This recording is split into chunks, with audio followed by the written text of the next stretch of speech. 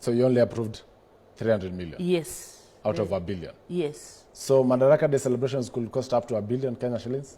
Well, I don't know, but you see, it depends on the estimates that were prepared. But I engaged with the National Treasury and made them see the point that it can't have been unforeseen to that extent.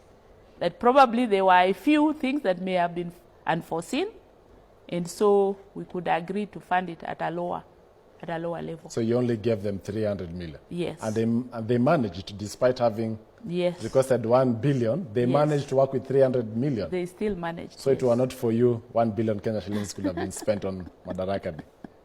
Well, yes. Hello and welcome back to Mora TV. I think this information you have just seen there is an example of how massive looting happens in the country by the government and its official.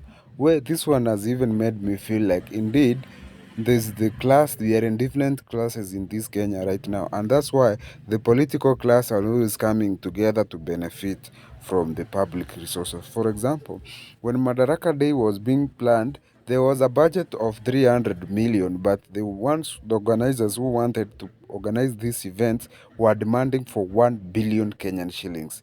1 billion for a day, 1 billion for an event.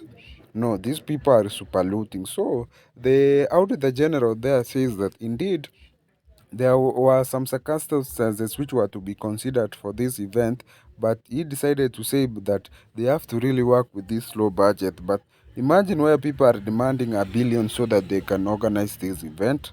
That's very bad. That really shows how these things are happening. And the question is, who prepares for this day? Which ministry prepares for this day?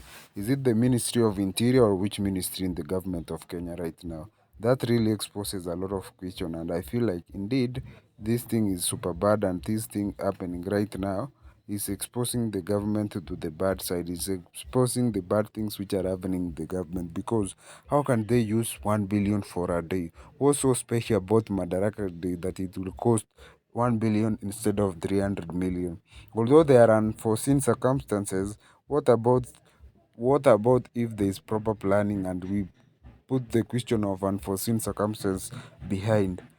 So Madaraka Day, what is the really importance of Madaraka Day in this government right now? Because most people feel that the government is really let the Kenyans down by while it's being exposed for numerous cases of corruption, numerous cases of wastage, numerous cases of ignorance and opulence, where we have seen the public officers moving around the country, super spending, heavily enjoying themselves, and it really is a matter of concern to the Kenyans, or is really a matter that which exposes this government super bad, that we Kenyans feel that we are being taken for granted.